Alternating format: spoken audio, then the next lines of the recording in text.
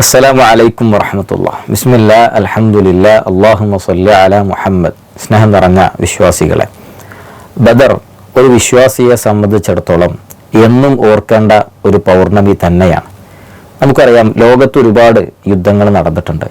എന്നാൽ ആ യുദ്ധങ്ങൾക്കൊന്നും നൽകാൻ കഴിയാത്ത വലിയ ഒരു സന്ദേശമാണ് ബദർ യുദ്ധം ലോക മുസ്ലിമീങ്ങൾക്ക് നൽകിക്കൊണ്ടിരിക്കുന്ന സന്ദേശം.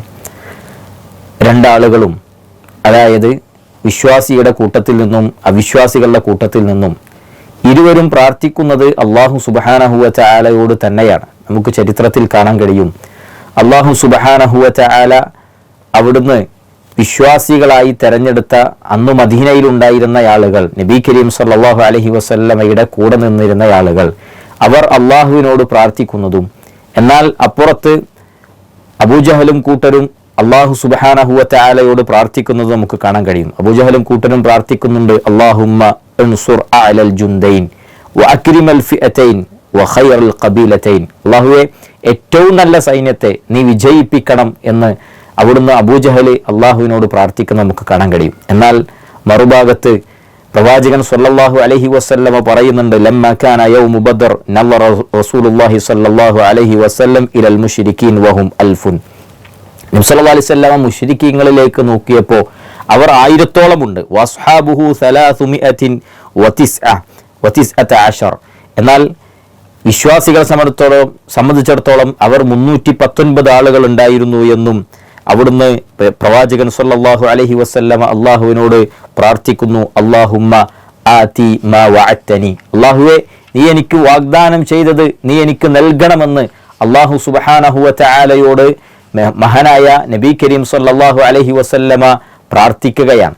അതേപോലെ തന്നെ നബി കരീം സല്ലല്ലാഹു അലൈഹി വസല്ലമ പറഞ്ഞു, അല്ലാഹുവേ, നീ എങ്ങാനും ഈ ചെറു സംഘത്തെ നശിപ്പിക്കുകയാണ് എങ്കിൽ, അല്ലെങ്കിൽ ഇവർ നശിക്കുകയാണ് എങ്കിൽ, പിന്നെ നിന്നെ വിളിച്ചു പ്രാർത്ഥിക്കാൻ ഈ ഭൂമിയിൽ ആളുകൾ ഉണ്ടാവുകയില്ലെന്ന് പ്രവാചകൻ സല്ലല്ലാഹു അലൈഹി വസല്ലമ പ്രാർത്ഥിക്കുന്നു. എന്നാൽ അപ്പുറത്ത് തലേ ദിവസം ബദറിന്റെ 16-ാം തീയതി തലേ ദിവസം അർദ്ധനഗ്നരായ സ്ത്രീകളെ കൊണ്ട് നൃത്തമാടിച്ചുകൊണ്ട്, നാളത്തെ സ്വപ്നം മനക്കോട്ട കെട്ടിക്കൊണ്ട് അവർ പ്രാർത്ഥിക്കുന്നു നമുക്ക് കാണാൻ കഴിയും. ഹൈനൽ തഖൽ ഖൗമു അല്ലാഹുമ്മ അഖ്തഅന റഹിം വ ആതാന ബിമാ ലാ നഅരിഫുന. ഞങ്ങൾക്ക് അറിവില്ലാത്ത കാര്യങ്ങൾ കൊണ്ടുവന്നവനാണ് മുഹമ്മദ്, അതേപോലെ തന്നെ കുടുംബ ബന്ധം വിച്ഛേദിച്ചവനാണ് മുഹമ്മദ് എന്ന് അവർ പറയുകയും അള്ളാഹുവിനോട് പ്രാർത്ഥിക്കുകയും ചെയ്തു എന്ന് നമുക്ക് കാണാൻ കഴിയും. പ്രിയമുള്ളവരെ, ഇവിടെയാണ് പ്രവാചകൻ സല്ലല്ലാഹു അലൈഹി വസല്ലമയും അബൂജഹലും പ്രാർത്ഥിക്കുന്നത് അള്ളാഹുവിനോടാണ് എങ്കിൽ പിന്നെ എന്തിനൊരു യുദ്ധം നടന്നു എന്നുള്ളതാണ്. അവിടെയാണ് നമ്മൾ മനസ്സിലാക്കേണ്ടത്, അള്ളാഹുവിനോട് മാത്രമേ പ്രാർത്ഥിക്കാൻ പാടുള്ളൂ എന്നാണ് ഇസ്ലാമിന്റെ ആശയം എന്ന് നമ്മൾ മനസ്സിലാക്കണം. എന്നാൽ മക്ക മുശ്രിക്കീങ്ങളെ സംബന്ധിച്ചിടത്തോളം അള്ളാഹു അല്ലാത്തവരോടും പ്രാർത്ഥിക്കാൻ കഴിയുമെന്നുള്ളതാണ് അത്തരം ആളുകളുടെ വിശ്വാസമുണ്ടായിരുന്നത് എന്നുള്ളത് നമുക്ക് ചരിത്രത്തിൽ വായിച്ചെടുക്കാൻ കഴിയും. എന്നാൽ പ്രിയമുള്ളവരെ, ഇവിടെ ഇന്ന് മുസ്ലിമീങ്ങൾ എന്ന് പറയുന്ന ഒരുപാട് ആളുകൾ ബദരീങ്ങളോട് പ്രശ്നങ്ങൾ പറഞ്ഞുകൊണ്ട്, ആഗ്രഹങ്ങൾ സഫലീകരിക്കുന്നതിന് വേണ്ടി, രോഗം മാറുന്നതിന് വേണ്ടി പ്രാർത്ഥിക്കുന്ന സാഹചര്യം നമുക്ക് കാണാൻ കഴിയും. അവിടെയാണ് നമ്മൾ മനസ്സിലാക്കേണ്ടത്, റമദാൻ 17-ന്റെ അന്ന് പ്രവാചകൻ സല്ലല്ലാഹു അലൈഹി വസല്ലമയും സ്വഹാബാക്കളും 14 ശുഹദാക്കളുടെ ശരീരം ഖബറടക്കിയത് എപ്രകാരമായിരുന്നു എന്ന്. സ്വന്തം കൈകളറ്റുപോയവർ, കാലുകളറ്റുപോയവർ, കൂടപ്പറപ്പീങ്ങൾ മരണപ്പെട്ടു പോയവർ, അവരെ ഖബറടക്കിയിട്ട് അന്നത്തെ നോമ്പുതുറ എപ്രകാരമായിരുന്നു എന്നുള്ളത് നമ്മളൊന്ന് ആലോചിച്ചു നോക്കേണ്ടതുണ്ട്. അവരുടെ ഒരു മാനസികാവസ്ഥ എപ്രകാരമായിരുന്നു എന്നുള്ളത്.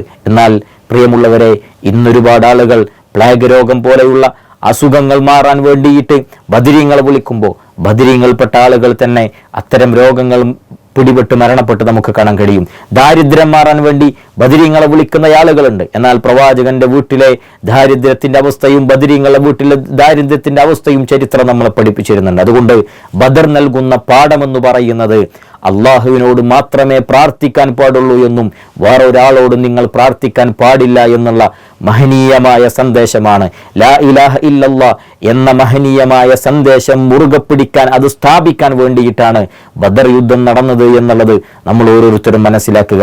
അതുകൊണ്ട് അള്ളാഹുവിനോട് മാത്രമേ നമ്മുടെ ജീവിതത്തിന്റെ നിഖില മേഖലകളിലും നമ്മൾ പ്രാർത്ഥിക്കാവൂ. അള്ളാഹു സുബ്ഹാനഹു വ തആല അവനെ മാത്രം ആരാധിച്ചുകൊണ്ട് ജീവിക്കുന്ന മുവഹ്ഹിദീങ്ങളിൽ നമ്മെ ഉൾപ്പെടുത്തി അനുഗ്രഹിക്കുമാറാകട്ടെ. അഖൂലു ഖൗലി ഹാദാ വസ്തഗ്ഫിറുല്ലാഹ ലി വലക്കും ഫസ്തഗ്ഫിറുഹു ഇന്നഹു ഹുവൽ ഗഫൂറുർ റഹീം. വസ്സലാമു അലൈക്കും വറഹ്മത്തുള്ളാഹി വബറകാതുഹു.